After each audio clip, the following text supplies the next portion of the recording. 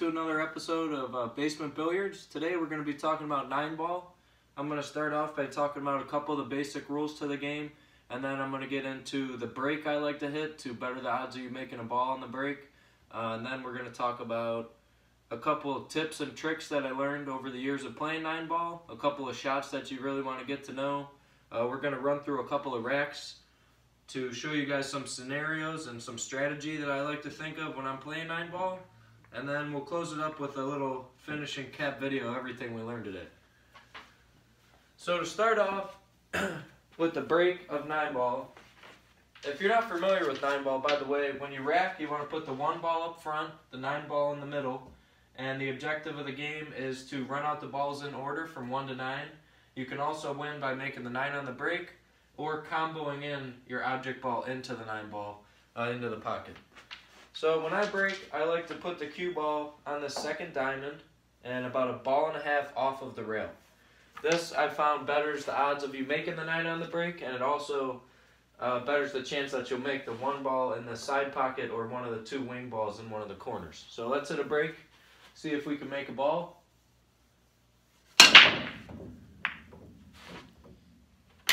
Alright, so we didn't make the 1 ball on the side, but it did almost go on the side and come into this corner. So I'll hit one more break and then we'll get started on some strategy.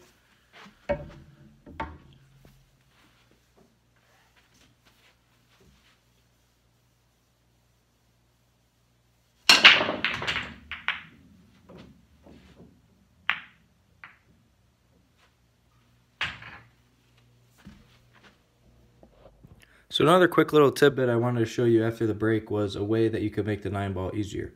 So as you can see, these balls are racked, and if you look at the 2 balls underneath the 9-ball, if you ever go look at a rack before you're going to break, you can see this ball right here is frozen, but this 5-ball is not frozen.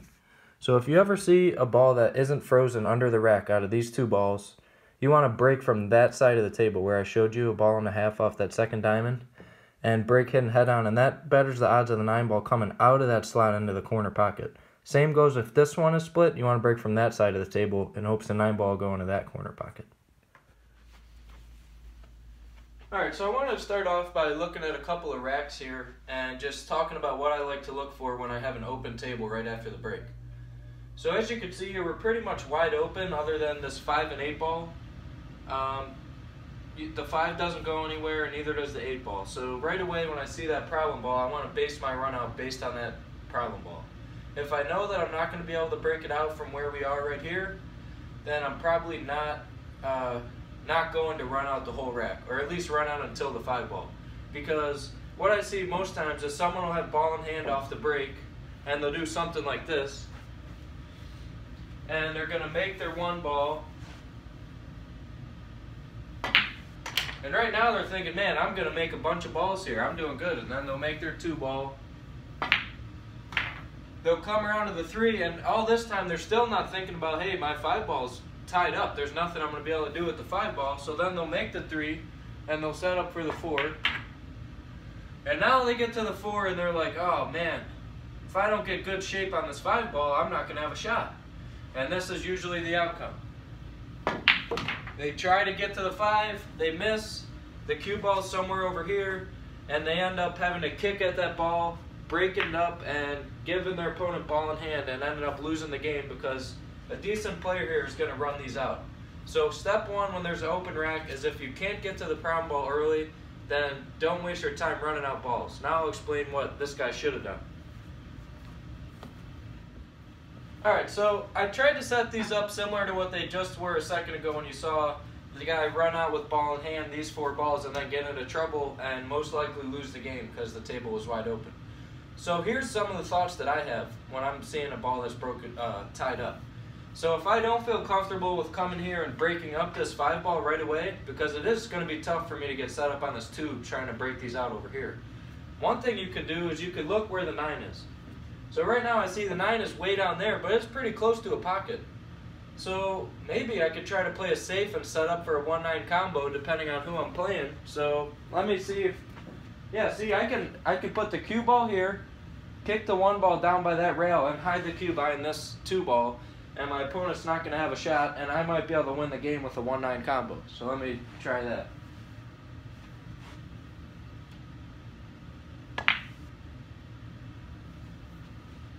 Alright, so as you can see, I blocked my opponent pretty good. He could, I don't even know if he could kick at the one ball this way or that, but say he kicks and he misses his one ball.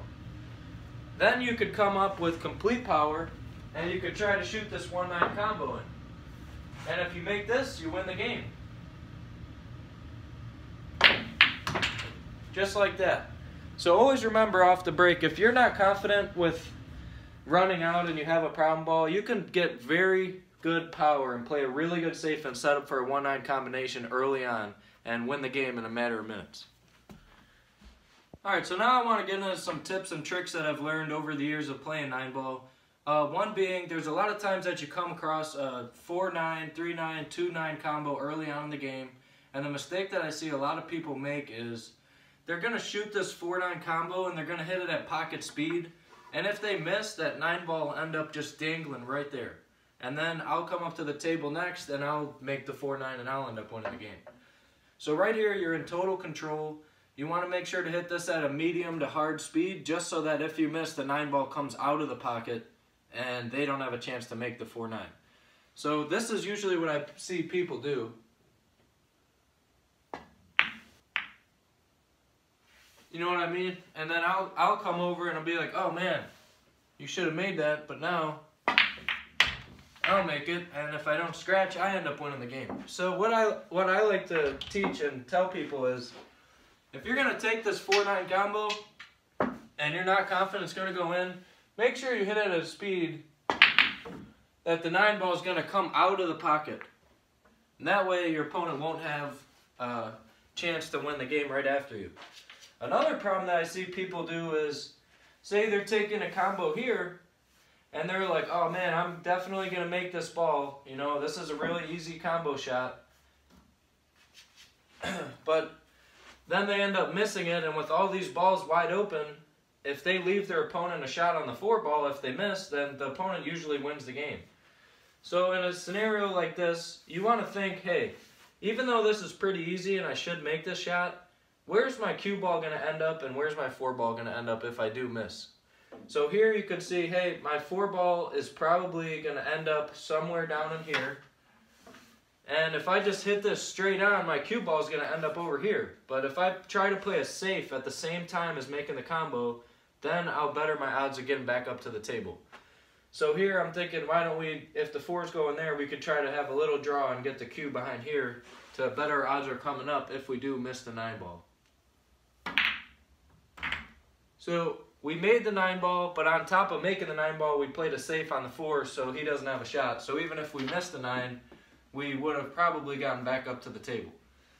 So always keep in mind, if you're shooting 9, you still want to worry about the leave, because I see a lot of people forget that time and time again.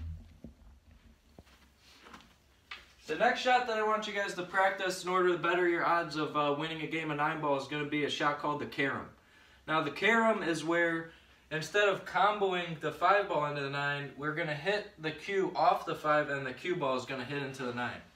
So the way to measure this shot is, take your angle that you have, your overall angle from the cue to the 5 and then from the 5 to the 9, and take that overall angle, and where you want to aim on your object ball is halfway between that angle.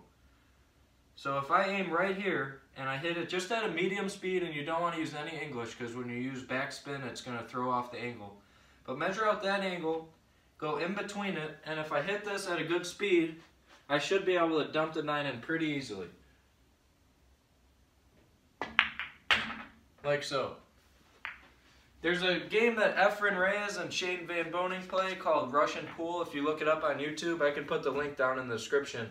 It's pretty much a game filled with caroms, and if you play that for a couple weeks, you're going to feel a lot more confident going up to a 9-ball carem shot in your next match.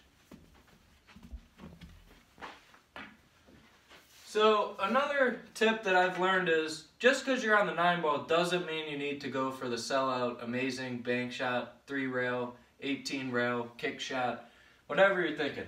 I've seen so many guys come over here and they just ran out the entire rack and they got no shape on their 9-ball, and they try to make this crazy bank shot down here, and what usually happens is they go for the bank, the 9-ball ends up somewhere like that and the cue ball like that, and they end up losing the game after a beautiful run out. So what I like to do and what I've been trying to track in my last few matches is the odds of me doing this versus the odds of me going for the bank. And to be honest, I'm not very good at these long bank shots. So what I like to do, there's two different safes you could play. The first safe is just bunch up the 9-ball to the rail. Just hit it dead on just like that. And if you're playing a guy with the big ego or someone who says, oh, I don't like playing safes, you know, he's going to try to bank that ball and then miss it, hopefully, and leave you wide open.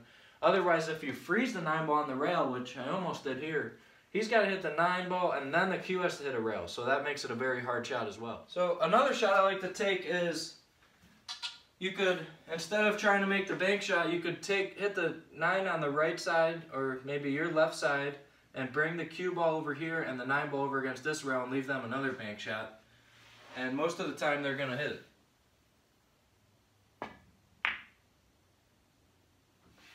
Like so. So now, with this shot, he's got to go for either this bank shot or try to cut it way down there. The cup doesn't go right here. So a lot of times you'll see a guy shoot and miss their bank shot or scratch or do something and you'll end up winning the game. So always remember, even with one ball left on the table, you still have power to win the game. So in this last clip, I want to sum up everything that we learned today. To start off, you could see that I break from the left side of the table at the center diamond on that low rail. And unfortunately this time we didn't make anything on the break. So our opponent's up, and you can think, well, he's not thinking at all like we were in this video on the strategies that we learned, so he's probably just going to try to get a hit on the 1-ball. And that's exactly what he does. So your opponent shoots, and right away you're thinking, well, I got a bunch of problem balls, the 4 and the 6 are tied up, so where can I get the 1 by the 9 and play a safe at the same time? So you kick the 1-ball down by the 9-ball, and you hide the cue right behind the 4 for a great safe. Now your opponent is like, oh shoot, I gotta hit this ball or he might have the 1-9 combo. So he kicks off the rail, and unfortunately for him, he hits the 1, but then he ends up scratching and setting us up for an even easier 1-9 combo. And instead of hitting a combo, what we're gonna do is we're gonna measure out a carem that we just learned earlier in this video. So I measure out the angle, I split it in half, and I find a spot on the ball that I want to hit. Being conscious of where the 1-ball is going to end up, I just slowly roll the 9-ball into the corner. And we win the match in less than 30 seconds, all because of a good strategy off the start. I wanted to thank you guys for watching. I hope that this video improves your 9-ball strategy and helps you win your next 9-ball match. If you like this video, please give it a thumbs up, and if you'd like to see more like it, please subscribe to my channel for very more coming soon. Enjoy your game. Shoot well.